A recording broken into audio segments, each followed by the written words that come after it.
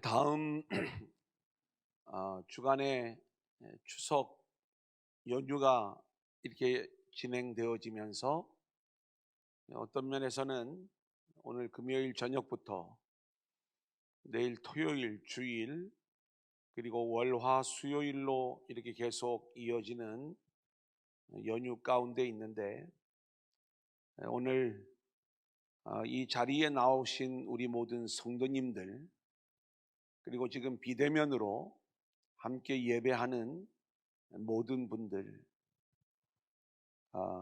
주님의 이름으로 축복하고, 또 우리가 주님의 은혜가 아니면, 또 주님의 역사와 능력이 우리에게 부어지지 않으면 우리는 견딜 수 없는 그러한 인생들이기에, 특별히 오늘 이 밤에 한없이 특별한 주의 은혜가 우리 모두에게 임할 수 있기를 소원합니다. 다니엘의 말씀을 지난주부터 우리가 함께 나누고 있어요. 다니엘의 1장부터 6장까지의 말씀은 우리가 아주 놀라운 영웅적 이야기로 주일학교 때부터 많이 들어왔던 말씀입니다. 잘 알고 있는 내용이지만, 우리가 지난주에도 나눴지만, 우리가 알고 있는 건 표면적으로 나타나는 그러한 일들 중심으로 알고 있었던 것이고, 우리가 이 다니엘의 배경적 이야기, 그리고 또 이 다니엘을 통해서 우리에게 들려주시려고 하는 하늘의 이야기를 우리가 제대로 알아야 된다. 그러려면 좀 자세히 강해를 해야 되지만, 그 강해의 내용은 제가 원고에 담아 드린 것으로, 우리 성도님들이 그 원고를 좀 한 번 더 읽으면서 유튜브로 다시 한번 이 내용들을 좀 들을 수 있기를 원하고요. 우리가 금요 성령 축제의 시간이니까 제가 스토리로 오늘 말씀을 정리해서 말씀해 드리면서 기도의 제목을 잡아가는 그러한 시간들을 갖도록 하겠습니다. 다니엘을 이해하려면, 정확하게 다니엘서를 이해하려면 다니엘과 그리고 다니엘서가 기록된 시대의 차이를 우리가 알아야 된다, 이렇게 말씀을 드렸습니다. 다니엘은 주전 6세기 바벨론 시대, 물론 그 이후에 메데 바사 왕국에서도 고관에 위치해 있었지만 주전 6세기의 인물이고, 이 다니엘서가 기록된 시대는 주전 2세기라고 말씀을 드렸어요. 주전 2세기에 왜 400년 전에 살았던 다니엘과 그의 친구들의 이야기들을 우리에게 들려주는가? 그리고 7장부터 12장까지의 말씀은 이상한 환상들의 이야기가 나오는데, 우리가 성경을 보면 이 환상들이 나올 때 당황하죠. 그리고 한없이 약한 모습을 보입니다. 분명히 한글로 기록되어 있는데 왜 성경이 이런 내용들을 여기에 기록해 놓았을까? 그리고 이 환상들의 의미는 무엇일까? 구약의 예언서를 보면 많은 환상들이 기록되어져 있고, 또 우리가 잘 아는 것처럼 요한계시록에도 환상들의 이야기가 담겨 있는 것들을 보게 되는 거예요. 그런데 놀랍게도 비슷해요.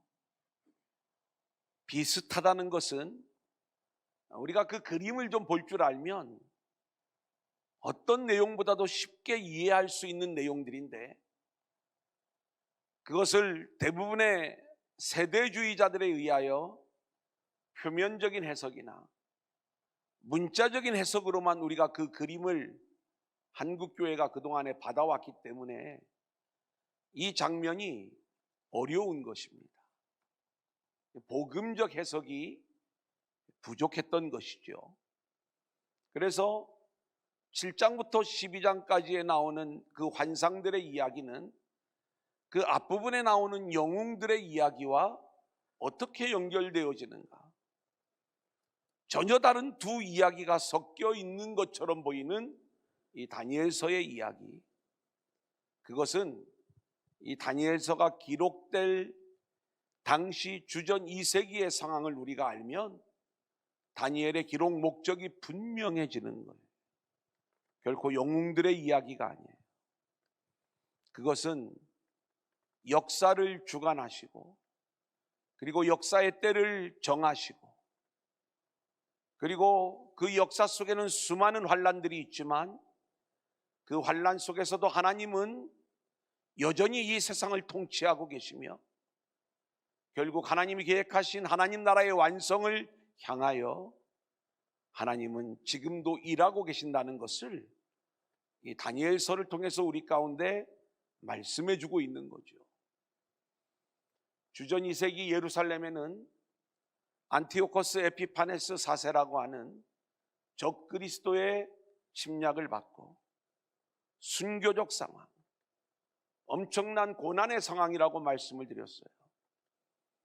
그 상황 속에서 하나님을 섬기는 게 곧 죽음을 의미하는데, 바로 이러한 일들이 다니엘의 시대에 있었다 이 말입니다.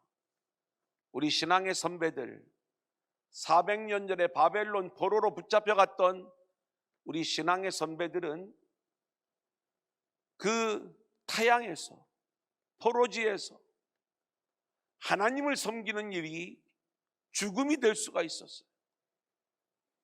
맹렬히 타는 풀무불에 던져질 수가 있었고 사자굴에 던져질 수가 있었다 이 말씀인 것입니다. 그런데 그러한 위기 속에서도 여전히 하나님을 붙잡고 신앙을 지키는 사람들이 되었고,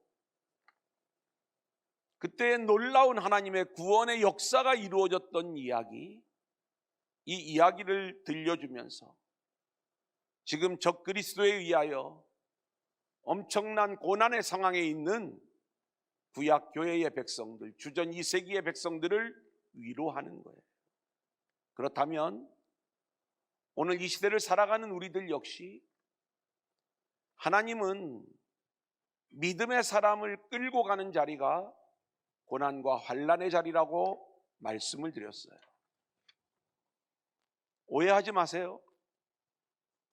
여러분이 생각하는 고난과 환난은 이 세상에서 무거운 짐을 지는 거지만 사실은 그런 류의 고난과 환난이 아니라 우리가 이 땅에서 알곡으로, 그리고 하늘의 사람으로, 믿음의 사람으로 살아가면 반드시 세상은 우리를 배척하게 되어져 있어요.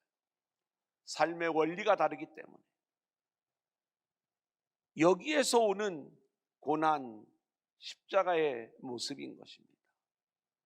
그래서 우리가 그렇게 고난의 자리로 하나님께서 우리를 밀어내실 때에 우리는 그 일로 인하여 숱한 어려움과 따돌림과 그리고 바보라는 그러한 소리를 들을 수 있을지 모르지만, 우리가 끝까지 하나님을 붙잡고 나아갈 때 결국 역사의 주관자는 하나님이시고, 하나님은 하나님 나라의 완성을 위하여 일하고 계시다는 것을 우리가 알게 될 것이고, 아멘. 우리는 그 나라의 주인공들로 세워지게 될 줄로 믿습니다. 아멘.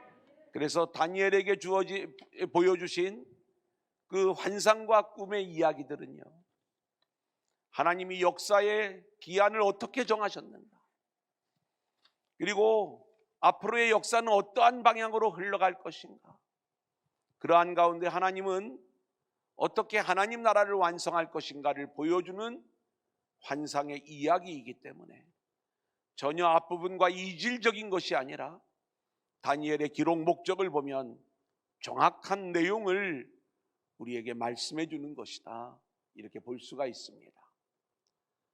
우리가 1장에서는 뜻을 정한 다니엘의 이야기를 우리가 함께 나누었어요. 그러면서 하나님의 뜻을 자신의 뜻으로 받아들이고 그 뜻대로 기도하며 순종하고 나아가게 될 때 이들에게 나타난 일들은 하나님의 뜻이 무엇인가? 하늘의 일을 깨달아 알더라. 땅의 박사들보다 10배나 나은 인생의 모습을 보여주는데, 이 10배라고 하는 것은 땅의 사람들이 하나를 알면 열을 안다는 의미가 아니라 차원이 다른 세계를 깨닫고 있는 이 다니엘과 그의 친구들의 이야기를 들려주는 거예요.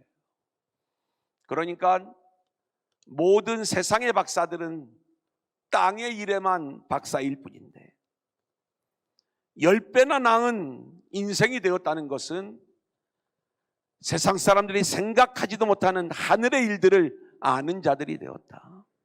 이것을 이야기하는 거예요. 이 장의 이야기는 이것과 연결이 되어집니다. 땅의 것에 갇혀 있었던 박사들은 하늘의 일들을 알 수가 없었던 거예요. 오늘 하늘의 일이 느부갓네살왕에게 딱 나타나니까 이 느부갓네살왕의 꿈, 그리고 그 꿈에 대한 해석, 땅에 갇혀 있는 인생들은 알 길이 없었던 거예요. 그런데 하나님의 은혜 안에서 모든 것을 깨달아 알게 된 다니엘, 그리고 그의 친구들은 하나님께 그 모든 해답이 있다는 걸 알고 있기에, 또 하나님께서 그 모든 것들을 깨달아 알게 해주시는 것을 그들은 확신하고 있었기에 이 느부갓네살왕의 꿈으로 인한 위기 속에서 놀라운 승리를 거두었을 뿐만이 아니라 이 모든 과정을 통해 하나님의 영광이 나타나게 되었다는 이야기가 이제 오늘 우리가 함께 나눌 2장의 말씀이 되겠습니다. 그래서 우리는 어렸을 때 이 내용을 수도 없이 배웠어요. 좀 더 지식적으로 배우면 느부갓네살왕이 꾼 그 큰 신상에 대한 이야기들을 그림으로 그려가면서 머리는 어떻고, 가슴은 어떻고, 종아리는 어떻고, 발은 어떻고, 우리가 이것을 상징하는 것이다, 그것을 풀이하는 그러한 것들로 우리가 이 말씀을 이해했다, 이렇게 생각할 수 있을지 모르지만 이 말씀 속에 담겨져 있는 진짜 복음의 이야기들을 우리는 놓치지 말아야 되는 것입니다. 왜 하나님이 이 말씀을 우리에게 들려주시는가? 특별히 주전 2세기에 구약교회의 백성들, 예루살렘에서 고난 가운데 있었던 성도들은요, 이 느부갓네살왕의 꿈의 이야기를 통해서 어마어마한 하나님의 은혜가 그들 가운데 임하는 것들을 느꼈을 거예요. 세상을 움직이는 최고의 왕도 결국 하나님께서 그 왕을 통제하고 계시고, 그 왕은 하나님의 뜻을 알 길이 없어 답답해하고 어려워할 수밖에 없는 게 세상 왕의 현실인데, 하나님은 그 왕에게 분명한 하나님의 뜻을, 계시를, 꿈을 통하여 알게 하시고, 해석자를 붙여주셔서 알게 하시고, 결국 그 하나님 앞에 무릎 꿇게 하는, 그리고 그 꿈의 내용을 보면 세상 왕의, 이 세상 나라의 모든 왕들은 결국 하나님이 던진 돌에 의하여 무참히 부서질 수밖에 없는 나약한 존재들이라는 것. 그렇다면 그 예루살렘에 지금 쳐들어와 있는 안티오코스 에피파네스 4세, 그리고 그의 군대들이 대단히 위협적으로 보였겠지만 하나님이 돌 하나만 던지시면 그들은 무너질 수밖에 없는, 그리고 하나님은 그 역사를 이루어 가시는 분이라는 것을 이 말씀을 통해서 알게 되었을 때 그들에게 얼마나 위로가 되었을까. 오늘 이 시대를 살아가는 우리들에게도 동일한 이야기죠. 자, 그러면 어쩌면 오늘 말씀의 핵심은 제가 다 이야기를 해드렸어요. 이대로 끝낼 수가 없죠. 제가 몇 가지 이제 내용들을 찾아가면서 함께 기도의 제목을 잡도록 하겠습니다. 자, 2장 1절 우리 한번 같이 읽어볼까요? 느부갓네살이 시작. 느부갓네살이 다스린 지 2년이 되는 해에 느부갓네살이 꿈을 꾸고 그로 말미암아 마음이 번민하여 잠을 이루지 못한지라. 예, 하나님이 느부갓네살 왕에게 꿈을 주셨어요. 여러분, 꿈은 우리의 육체가 잠을 잘 때 실상 우리의 생각도 머리도 휴식을 취해야 됩니다. 그죠? 그런데 내가 너무 내 마음속에 생각하는 것들이 있어요. 유아기 때는 유아적 욕구들이 있죠. 먹고 싶은 것. 사춘기 때는 사랑에 대한 욕구가 있죠. 또 점점 성장하면서 성공에 대한 욕구. 우리 몸은 잠을 자지만 이러한 욕구들은 끊임없이 우리의 머릿속에서 생각되어지는데 이 꿈을 통해서 우리의 욕구가 풀어지는 것입니다. 그래 이제 프로이드나 칼 융 같은 사람들이 이 꿈에 대한 여러 가지 내용들을 우리에게 알려주고 인간이 왜 꿈을 꾸게 되는가? 사실 그 꿈을 꾸지 않으면 우리는 우리의 생각이 쉴 수가 없는 거예요. 우리 애들은 너무 콜라를 먹고 싶은데 그걸 못 먹게 하잖아요. 자는 동안에도 먹고 싶지 않았겠어요? 꿈속에서 콜라를 실컷 먹고 오줌을 싸는 게 이게 아이들의 꿈인 거죠. 유아들의 꿈은 소원 성취입니다. 그렇게 꿈속에서 일들이 이루어지는 거예요. 그런데 청소년, 청년, 어른으로 가면 갈수록 꿈이 단절됩니다. 누가 깨우지만 않았으면 사랑이 이루어졌는데 이 꿈을 열심히 꾸고 있는데 깨어나는 거예요. 그래도 스토리가 있는 꿈을 꾸는 분들은 아직 어떤 면에서 보면 이 순진한 부분들이 좀 있는 겁니다. 이제 어른이 될수록 꿈은 단절되고 또 한 장면을 뛰어넘어가 엉뚱한 꿈으로 흘러가기도 하고 그러는 것들은 우리가 사회화의 과정을 거치면서 우리 안에 이건 안 되는 거다. 또 이건 금지된 사랑이다. 이것은 사회적으로 내 마음속에 하고 싶지만 큰 문제를 일으키는 거다. 그래서 우리가 계속해서 그런 훈련을 받으면서 성장해 오다 보니까 꿈속에서도 무의식 가운데 우리가 그 부분들을 방어하고 때로는 뛰어넘어가고 그런 것들이 이제 사람들이 꾸는 꿈의 이야기들인 것이죠. 여러분들이 꿈을 가지고 오면 그 꿈은 사람이 꾸는 꿈입니다. 그리고 그 꿈의 해석을 보이라고 하면 저는 잘 보일 수 있어요.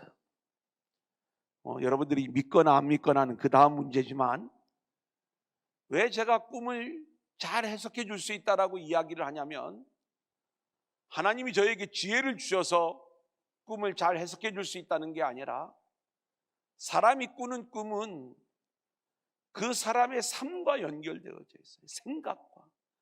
무슨 생각을 하고 살아가느냐. 그걸 알면 금방 꿈은 풀어집니다. 자, 그런데 오늘 본문에 등장하는 느부갓네살 왕의 꿈은 하나님이 주시는 꿈이에요. 세상 사람들은 이런 꿈을 예지몽이라고 이야기를 하는데 오늘 이 시대에는 하나님이 꿈으로 말하지 않습니다. 왜냐하면 이미 하나님이 하시는 일들을 이 말씀 안에 다 담아 놓았기 때문에 그런 거예요. 그래 어떤 일을 결정하는데 꿈에 이런 이제 응답이 와서 꿈으로. 근데 여러분들이 꾸는 사람의 꿈은 인간의 소원 성취라니까요. 내가 생각하는 대로 꿈을 꾸는 거예요. 무슨 말인지 알겠죠? 그렇기 때문에 꿈을 이렇게 꿔서 내가 이렇게 선택을 해야 되겠다는 것은 대부분 자기 선택인 거예요. 하나님이 꾸게 하시는 그 꿈은 이렇게 말씀이 없을 때는 하나님이 꿈으로 또는 사람을 통해서 여러 가지 방법으로 구약시대에는 말씀을 하셨어요. 그게 느부갓네살 왕에게 임했다는 겁니다. 근데 느부갓네살 왕은 그가 왕이었지만 꿈을 깨달을 능력이 없었던 거예요. 여러분, 이게 이 세상의 원리입니다. 세상 사람은요, 아무리 왕으로 살아가도 말씀이 들려줘도요, 말씀을 깨달을 능력이 없는 거예요. 그것 때문에 답답해하는 것, 이것이 세상을 살아가는 자들의 인생인 거예요. 오늘 하나님은 우리에게 꿈 대신 말씀으로 하나님의 계획과 뜻을 우리에게 알려주시는 줄로 믿습니다. 아멘. 성도는 성령의 도우심으로 그 말씀의 뜻을 깨닫고 하나님의 뜻을 붙잡는 자들이 성도인 거예요. 오늘 첫 번째 기도의 제목은 이겁니다. 세상 왕은 말씀을 들어도 꿈을 꾸어도 그 뜻을 알지 못하여 답답해하고 결국 자기를 도왔던 땅의 지혜의 사람들을 다 죽이고자 하는 게 세상 왕의 모습인데, 우리는 성령의 도우심으로 말씀을 깨달을 수 있는 자들이고, 그리고 말씀 속에서 언제나 하나님의 뜻을 깨닫고 그 뜻을 붙잡는, 그 뜻 앞에 순종하는 믿음의 백성이 되게 하여 주옵소서. 아멘. 오늘 이 밤에 우리가 그렇게 함께 기도하며 나아갈 수 있기를 소망합니다. 아멘. 느부갓네살 왕이 모든 박사들을 불러 모으고 이야기를 하는 거예요. 꿈의 내용을 좀 알려주고 해석을 보이라고 하면 여러 가지 해석들이 나오겠지만 어떤 해석이 정확한 해석인지를 분간해낼 방도가 없는 거예요. 우리가 흔히 말하는 꿈보다 해몽이 좋다는 얘기죠. 그래서 이 느부갓네살 왕이 어떤 제안을 하냐면, 내가 지난밤에 어떤 한 꿈을 꾸었는데 너무 신비한 꿈이다. 그런데 이 꿈의 내용을 이야기하고 그 해석을 보이라는 거예요. 그런데 그 꿈의 내용과 해석을 보일 수 있는 사람이 바벨론에는 아무도 없었던 거예요. 왕이 화를 냅니다.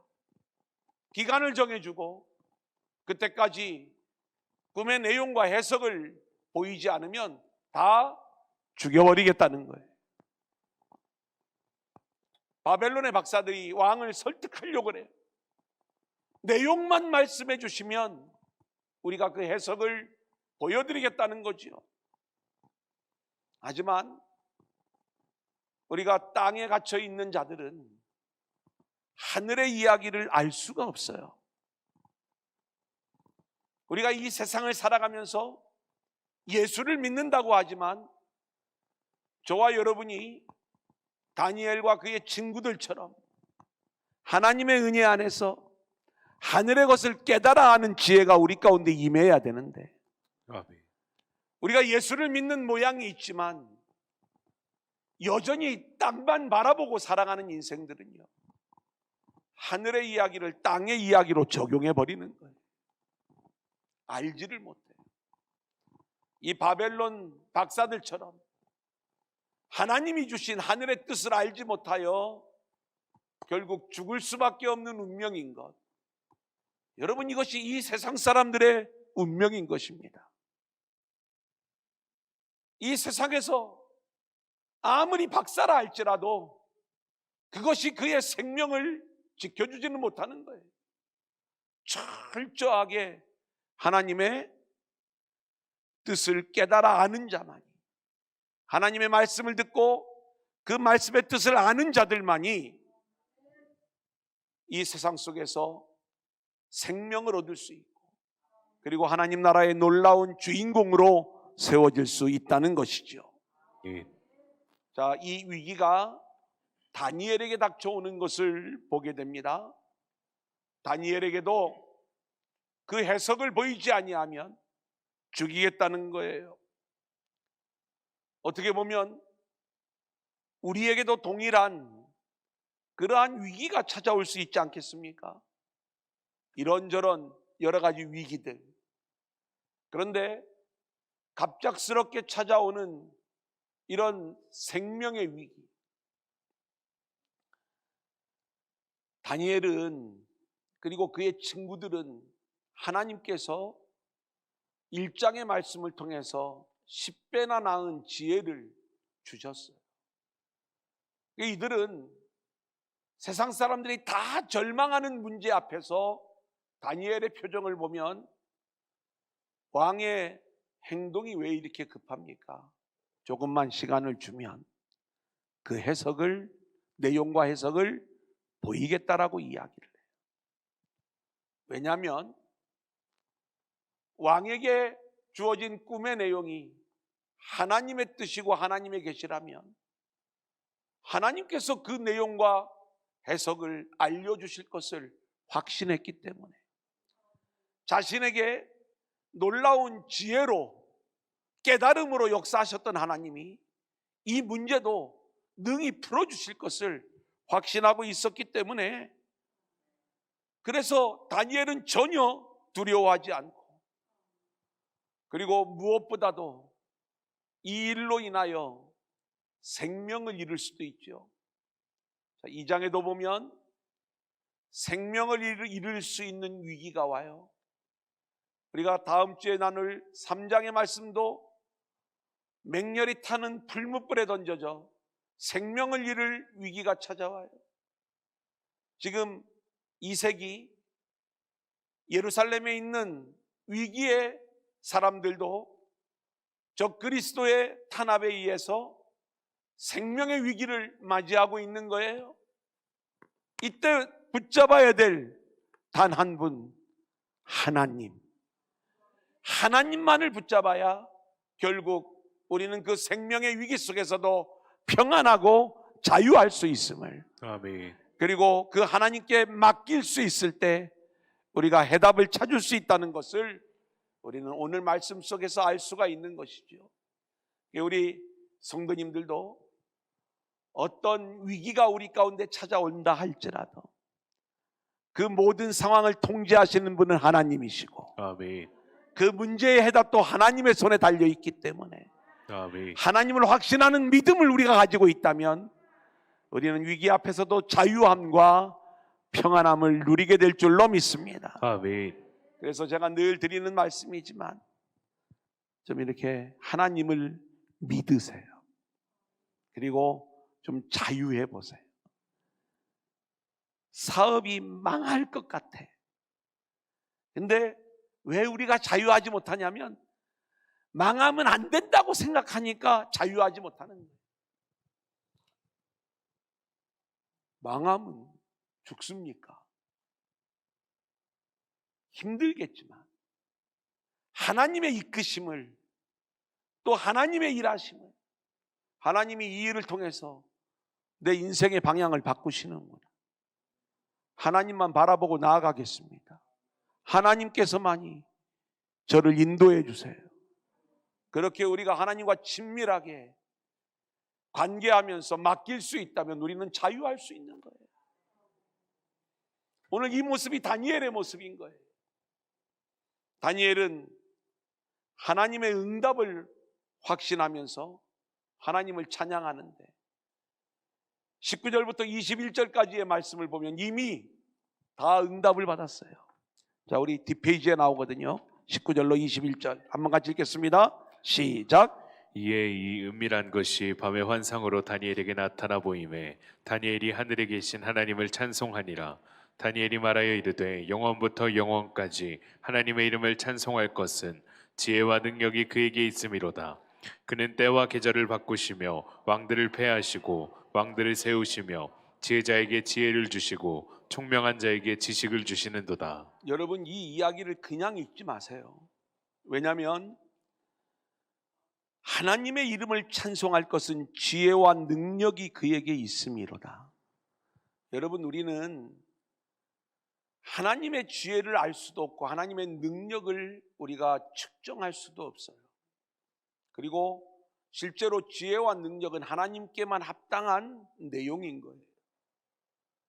근데 하나님은 기꺼이 그것을 당신의 자녀들에게 나누어 주시는 거예요.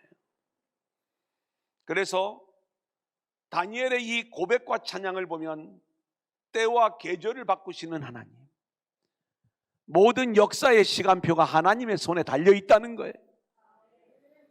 왕들을 패하시고 왕들을 세우시는 하나님, 세상 왕들이 자신들의 권력을 자랑하고 그 힘을 행사하고 있지만 그 모든 것들을 통제하시는 하나님이 따로 계시다는 것을 이야기하는 거예요. 지혜자에게 지혜를 주시고 총명한 자에게 지식을 주시는 하나님. 여러분, 우리에게 하늘의 지혜가 임했다면 그것은 하나님의 은혜로 우리에게 주어진 줄로 믿습니다. 아멘. 다니엘은 이 지혜와 이 지식을 얻게 된 거예요. 그래서 그 하나님을 찬양하고 있는 거예요. 꿈의 내용과 해석을 정확하게 알려주시는, 자기의 자랑으로 삼지 않는 거죠. 그 하나님을 찬양하는 거예요. 우리가 그렇게 하나님을 찬양하는 인생들로 세워질 수 있기를 소원합니다. 아멘. 이제 이 꿈의 해석을 보이는 거예요. 오늘 마지막 내용입니다. 그 꿈은 큰 신상의 꿈이었어요. 머리는 정금으로 되어 있고 가슴과 팔은 은으로 되어 있고 배와 넓적다리는 노수로 되어 있고 종아리는 철로, 발은 철과 진흙으로 되어져 있어요. 제가 이 교환에는 그 재료가 상징하는 나라 이름을 적어놨지만 이것도 정확한 내용은 아니에요. 왜 정확한 내용이 아니냐? 이게 또 구약학자들이 보는 견해와 그리고 보통 우리가 목회자들이 이 내용을 푸는 견해가 조금은 다릅니다. 어떻게 다르냐? 구약학자들은 주전 2세기의 상황, 그러니까 그 상황 속에서만 이 장면을 보니까 나라 이름을 헬라까지만 기록을 하는 거예요. 그런데 이 시대를 살아가는 우리들은 로마를 빼놓을 수가 없어요. 그래서 이 로마까지 우리는 이야기를 하면서 하나님이 역사의 기한을 이야기하시는데, 역사적으로 아직 지금 이 다니엘서가 기록될 당시의 역사적인 상황은 주전 2세기이기 때문에 제가 지난주에 말씀을 드렸잖아요. 헬라 시대에 알렉산더가 죽은 다음에 네 나라로 나뉘어지고 다시 두 나라로, 그래서 셀류코스 왕조와 프톨레미 왕조의 이야기들을 이렇게 말씀을 드리면서 지금 이 시대의 시대적 상황은 아직 물론 이제 로마가 막 태동하던 그러한 시기이긴 합니다. 이제 이 학자들은 그 역사적인 내용 속에서만 이 내용들을 풀어가기를 원하는 거고, 우리는 하나님의 경륜 안에서 그 내용들을 풀어가기를 원하기 때문에 이걸 좀 정리해내는 내용들이 좀 다르지만 그건 그렇게 중요한 게 아니에요. 이게 어떤 나라를 상징하는 것이냐, 그건 중요하지 않습니다. 자, 여기에는 바벨론이라고 하는 나라가 머리로 등장하는 건 분명해요. 정금으로 되어 있죠. 이 바벨론을 중심으로 해서 세상을 지배했던 강력한 나라들을 이 큰 신상의 모습으로 우리에게 보여주고 있는 거예요. 자, 그런데 이 어마어마하게 큰 신상이요, 손대지 아니한 돌이 나와서 이 신상을 부숴버리는 거예요. 사람의 손으로 던지지 않았다는 거예요. 손대지 않았다는 이야기. 어딘가에서 돌이 날라와 이 신상을 부숴버리는데 34절 35절 우리 한번 같이 보겠습니다. 또 시작. 또 왕이 보신즉 손대지 아니한 돌이 나와서 신상의 새와 진흙에 발을 쳐서 부서뜨리매 그때의 새와 진흙과 놋과 은과 금이 다 부서져 여름 타작마당의 겨같이 되어 바람에 불려간 곳이 없었고 우상을 친 돌은 태산을 이루어 온 세계에 가득하였나이다. 여러분, 오늘 우리는 이 말씀을 먼 옛날 느부갓네살이 꾸었던 꿈의 내용으로만 우리가 생각하면 안 됩니다. 여기서 사람이 손대지 아니한 돌이라고 하는 것은 하나님이 던지셨다는 거예요. 아무리 세상에 강력한 나라들을 모아 놓아도 하나님이 던지신 돌 하나에 의하여 산산조각 부서질 수밖에 없다는 이야기. 여러분, 이게 세상 나라의 이야기인 거예요. 그렇다면 이 이야기가 우리들의 이야기라는 것은 무슨 의미냐? 여러분, 우리는 우리 안에 강력한 우리 자신의 나라를 만들어가고 있어요. 죄송하지만 자신의 의를 이루는 나라, 그리고 자신의 힘을 키워가는 나라, 자기 나름대로 열심히 의를 이루어가면서 그것으로 인하여 하나님의 인정을 받기를 원하지만, 그리고 자신의 의로 세상에 수많은 영향력을 행사하며 자기를 드러내기를 원하지만, 사람이 쌓은 의는 하나님이 던지신 돌 하나에 의하여 무너질 수밖에 없는 것이라는 걸 우리가 알아야 되는 거고요. 여러분, 우리가 키워온 이 세상의 많은 것들, 그것이요 설사 수많은 교인들을 모아 놓았다 할지라도 주님이 주인 되시는 교회, 정말 하나님이 기뻐하시는 그러한 교회가 아니면 언제라도 하나님의 던지신 돌에 의하여 부서질 수밖에 없다는 것이 코로나 때 우리가 철저하게 경험한 내용이 되는 것 아니겠습니까? 그 세상 것은 그렇게 하나님이 던지신 돌로 무너질 수밖에 없는 것이다. 세상 나라가 아무리 강해도 세상 나라는 무너지고 오직 하나님의 나라만 서게 되는 것이다. 이게 다니엘서가 우리에게 말씀해 주는 하나님의 뜻인 것입니다. 아멘. 여러분, 이 내용을 이 처음 독자들이 들었을 때, 그래 맞아, 세상 나라는 결국 하나님이 던지신 돌에 의하여 무너지는 것이고 오직 하나님의 나라가 영원히 서는 것이야. 아멘. 그 하나님만을 붙잡아야지. 아멘. 사랑하는 여러분, 두 번째 기도의 제목입니다. 우리는 하나님만이 유일한 역사의 주관자임을 우리 모두가 깨달아 알 수 있기를 소원합니다. 아멘. 그러기에 우리는 하나님의 뜻을 알아야 돼요. 그래서 또 하나의 기도의 제목은 하나님이 우리에게 말씀하실 때 그 말씀의 뜻을 깨달아 아는 자들이 되게 하여 주옵소서. 아멘.